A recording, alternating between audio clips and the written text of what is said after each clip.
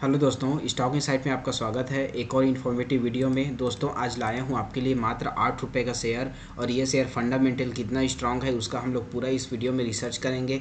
साथ ही साथ जानेंगे कि कंपनी ने अब तक क्या रिटर्न जनरेट किए हैं, क्या सेल्स हैं, क्या इनके प्रॉफिट एंड लॉस हैं। साथ ही साथ देखेंगे इसमें प्रमोटर की होल्डिंग क्या है, कंपनी में कितने कर्ज हैं जिससे, और कंपनी ने क्या नेट प्रॉफिट किया था। तो दोस्तों इसमें SBC एक्सपोर्ट कंपनी का नाम है, और इस कंपनी के बारे में आपको इस वीडियो में पूरी जानकारी मिल जाएगी, आपको और कहीं जाना नहीं पड़ेगा। तो वीडियो को अंत तक ज़रूर देखिएगा ताकि इस कंपनी के बारे में आपको पूरा नॉलेज हो जाए। चलिए दोस्तों आगे बढ़ते हैं। आगे बढ़ने से पहले प्लीज़ अगर आप चैनल पर नए हैं तो स्टॉक इनसाइट चैनल को सब्सक्राइब कर दीजिएगा ताकि ऐसे ही इन्फॉर्मेटिव वीडियो आपको लगातार मिलती रहे।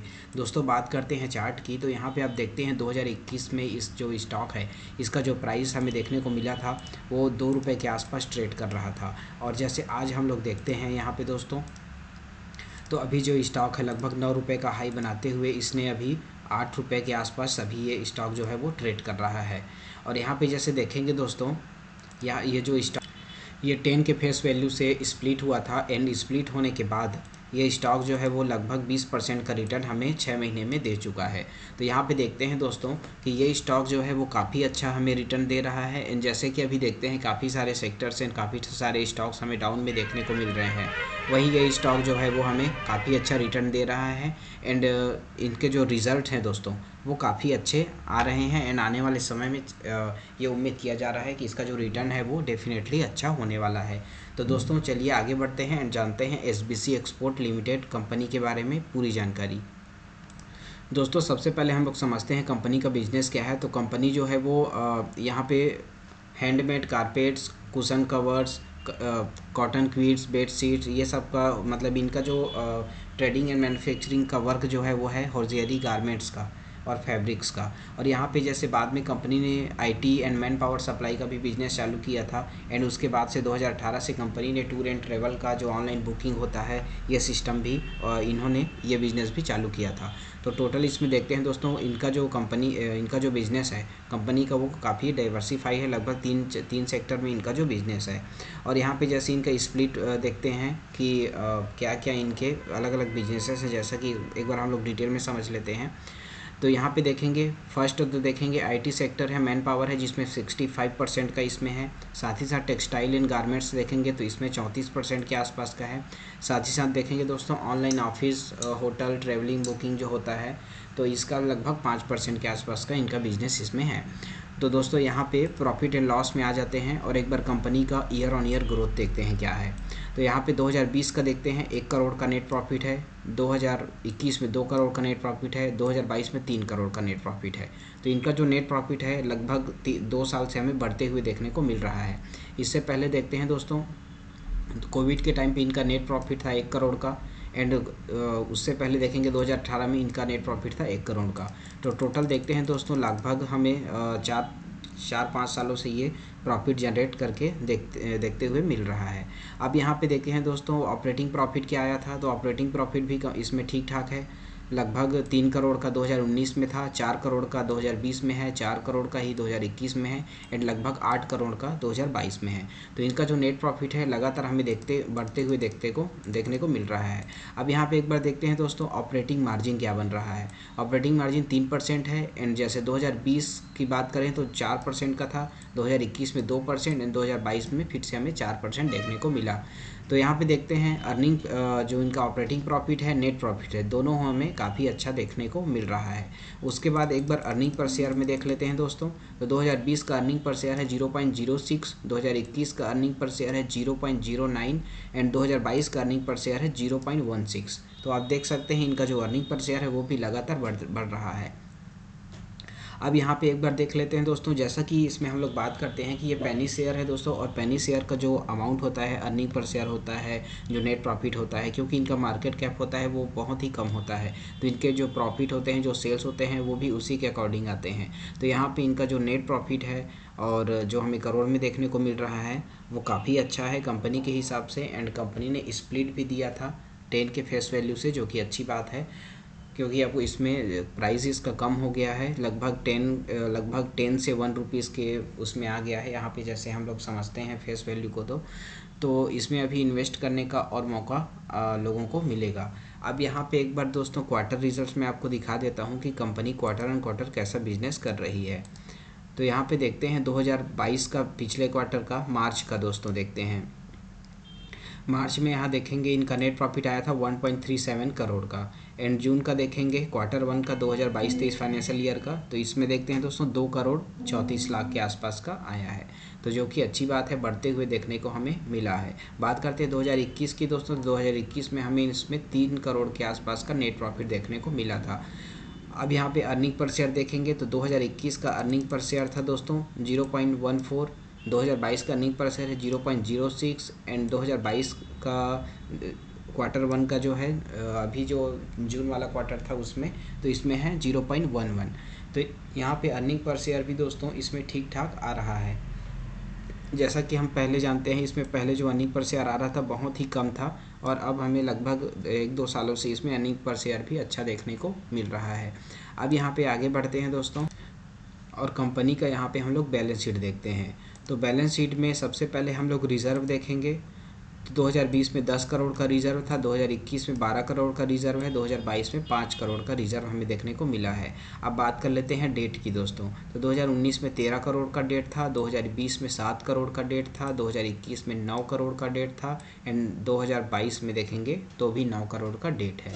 तो यहाँ पे देखेंगे दोस्तों डेट ज़्यादा नहीं है, मात्र 9 करोड़ का ही डेट है, लेकिन मार्केट कैप कंपनी का कितना है एंड कंपनी ने नेट प्रॉफिट क्या किया था, वहाँ एक बार लास्ट में हम लोग ओवरव्यू में एक बार फिर से देखेंगे, जिससे हमें ये पता चलेगा कि कंपनी अपने डेट को चुका सकती है या नहीं। अब देखेंगे टोटल एसेट्स दोस्तों। तो यहाँ पे देखते हैं टोटल एसेट्स में हमें लगातार बढ़ते हुए देखने को मिल रहा है। जैसा कि आप देखेंगे यहाँ पे 2019 में 40 करोड़ का नेट एसेट था टोटल एसेट, 2020 में 53 करोड़, 2021 में 76 करोड़ एंड 2022 में 97 करोड़। तो टोटल ओवरऑल देखते हैं नेट एसेट टोटल एसेट्स भी हमें बढ़ते हुए देखने को मिल रहा है। अब दोस्तों यहाँ पे कैश फ्लो देख लेते हैं। तो यहाँ पे आप देखेंगे 2011 से कैश फ्लो जीरो हमें देखने को मिला था, 2017 में मात्र 1 करोड़ का कैश फ्लो देखने को मिला था। उसके बाद से 2019 में देखें तो -18 करोड़ का नेट कैश फ्लो था, मतलब ऑपरेटिंग एक्टिविटीज़ इनको जो कैश था। और यहाँ पे देखेंगे दोस्तों तो अभी हमें ये लगभग 5 करोड़ के आसपास का ऑपरेटिंग इनके एक्टिविटी से कैश आ गया है, जो कि अच्छी बात है। अब यहाँ पे इन्वेस्टिंग एक्टिविटीज़ देखेंगे तो इन्वेस्टिंग एक्टिविटी से अभी भी इनको लॉस ही हो रहा है। बात करें फाइनेंशियल एक्टिविटी से दोस्तों, तो फाइनेंशियल एक्टिविटी से इनको प्रॉफिट लॉस चल रहा है, लेकिन अभी जैसे मार्च की बात करें 2022 की, तो यहाँ पे इनको कोई भी प्रॉफिट नहीं है। अब यहाँ पे total net cash flow check कर लेते हैं कि पॉजिटिव है कि माइनस है। तो यहाँ पे देखेंगे दोस्तों नेट कैश फ्लो हमें लगभग 1 करोड़ देखने को मिल रहा है। इससे पहले देखेंगे तो वो माइनस में था, लॉस में 1 करोड़ था। उससे पहले देखेंगे 2020 में तो 2 करोड़ के आसपास का इसमें कैश फ्लो था। तो टोटल इसमें कैश फ्लो भी अभी पॉजिटिव में देखने को हमें मिल रहा है। अब दोस्तों यहाँ पे जैसे डेप्टर डेज देखेंगे तो डेप्टर डेज 89 हो गया है, थोड़ा सा डेप्टर डेज इनका बढ़ गया है। इन्वेंट्री डेज कम हो गया है, जो कि अच्छी बात है। डेज पेएबल ठीक ठाक है 675 के आसपास। कैश कन्वर्जन साइकिल देखेंगे तो थोड़ा सा वो कैश कन्वर्जन साइकिल बढ़ गया है। एंड वर्किंग कैपिटल डेज देखेंगे तो 41 हो गया है, जो कि ठीक ठाक है, कम हुआ है। अब यहाँ पे रिटर्न ऑन कैपिटल एम्प्लॉयड देखेंगे तो 22% का रिटर्न ऑन कैपिटल एम्प्लॉयड है, जो कि किसी भी पेनी स्टॉक की या फिर जो स्मॉल कैप की कंपनीज होती हैं उनके लिए ये बहुत होता है, जो कि अच्छी बात है। अब दोस्तों शेयर होल्डिंग पैटर्न मैं आपको दिखा देता हूँ। तो यहाँ पे जो प्रमोटर की हिस्सेदारी है वो 65% की है, एंड पब्लिक की होल्डिंग है वो है 34% की। इसमें FISDS की कोई भी होल्डिंग नहीं है। अब बात करते हैं दोस्तों ओवरव्यू एक बार कर लेते हैं कंपनी का। तो कंपनी का जो मार्केट कैप है वो है 183 करोड़ का, एंड कंपनी पे कर्ज है 9 करोड़ का, एंड कंपनी ने नेट प्रॉफिट किया था पिछले फाइनेंशियल ईयर में लगभग 8 करोड़ 82 लाख का। तो यहाँ पे दोस्तों हम लोग ये समझते हैं कि कंपनी का जो डेट है वो इनके जो नेट प्रॉफिट है उसके मुकाबले 1 करोड़ ज़्यादा है, जबकि कंपनी के पास 1 करोड़ का कैश है। तो यहाँ पे हम लोग ये समझ सकते हैं कि कंपनी डेट फ्री आने वाले समय में हो सकती है डेफिनेटली। अब यहाँ पे ये देखते हैं स्टॉक का इंट्रिंसिक वैल्यू क्या है। कंपनी का यहाँ पे देखेंगे दोस्तों 7 रुपये 90 पैसा के आसपास इनका इंट्रिंसिक वैल्यू है। स्टॉक ट्रेड कर रहा है 8 रुपये के आसपास का, मतलब ये ज़्यादा ओवर वैल्यूड नहीं हुआ है। अब यहाँ पे देख लेते हैं नेट अर्निंग पर शेयर क्या है। तो पिछले फाइनेंशियल ईयर का अर्निंग पर शेयर था 0.42, जो कि ठीक ठाक है क्योंकि अभी ये पेनी शेयर है। बात कर लेते हैं रिटर्न ऑन इक्विटी। तो रिटर्न ऑन इक्विटी दोस्तों 14% है। तो किसी भी पेनी स्टॉक के लिए 14% रिटर्न ऑन इक्विटी बहुत अच्छा होता है। एंड यहाँ पे रिटर्न ऑन कैपिटल एम्प्लॉयड 21% के आसपास का है, जो कि ये भी बहुत अच्छा है। प्रॉफिट ग्रोथ देखेंगे तो 86% का प्रॉफिट ग्रोथ है दोस्तों। एंड प्राइस टू अर्निंग देखेंगे तो 20 हमें देखने को मिल रहा है, जबकि जनरली ज़्यादातर पेनी स्टॉक में देखते हैं तो हमें पेनी स्टॉक लगभग 30, 40, 50 या भी उससे हाई देखने को मिलता है। यहाँ पे हमें 20 देखने को मिल रहा है, जो कि ठीक ठाक है। और जैसे कि दोस्तों ये जो स्टॉक है हमें 4-5 अभी 3-4 सालों से लगातार हमें प्रॉफिट जनरेट करते हुए देखने को मिल रहा है। तो ऐसे स्टॉक, क्योंकि अभी ये इसका जो प्राइस है यानी इसका इंट्रिंसिक वैल्यू और स्टॉक प्राइस का जो डिफरेंस है वो बहुत ही कम है, तो इस प्राइस में हमें इन्वेस्ट करके लॉन्ग टर्म इसको होल्ड करके रख सकते हैं। लेकिन जैसे मैं हमेशा बोलता हूँ दोस्तों, अपने रिस्क के हिसाब से ही इन्वेस्ट करें, क्योंकि पेनी स्टॉक जितना रिवार्डेड हो सकता है उतना ही रिस्की भी हो सकता है। अब यहाँ पे देखेंगे दोस्तों कंपनी का जो बुक वैल्यू है वो है 1 रुपये के आसपास का इसका जो स्टॉक वैल्यू है। अब यहाँ पे देखेंगे कंपनी ने सेल किया था 200 करोड़ के आसपास का सेल है, मतलब कंपनी का जो बिजनेस है वो भी ठीक ठाक चल रहा है। तो टोटल इसमें दोस्तों माइनस और प्लस पॉइंट के बारे में बात करते हैं। तो माइनस पॉइंट ये है कंपनी में कि कंपनी में कोई भी FIIs DIs की होल्डिंग नहीं है। एंड कंपनी का जो अर्निंग पर शेयर है वो थोड़ा सा कम है। एंड जैसा बात करें प्लस पॉइंट की, तो प्लस पॉइंट ये है कि return on equity and return on capital employed दोनों ही काफ़ी अच्छे हैं, 10% से ऊपर है। जबकि return on equity capital employed देखेंगे तो लगभग 21% है, तो वो ये काफ़ी अच्छा है। साथ ही साथ प्रमोटर की होल्डिंग बहुत अच्छी है, इंट्रिंसिक वैल्यू स्टॉक वैल्यू के आसपास ही ट्रेड कर रहा है।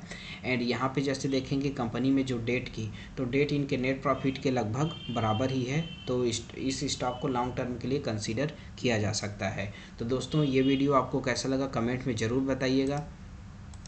एंड अगर आप चैनल पे नए हैं तो प्लीज़ स्टॉक इनसाइड चैनल को सब्सक्राइब कर दीजिएगा, ताकि ऐसे ही इन्फॉर्मेटिव वीडियो और नए नए स्टॉक्स की जानकारी आपको लगातार मिलती रहे। वीडियो को अंत तक देखने के लिए दोस्तों आपको बहुत बहुत धन्यवाद।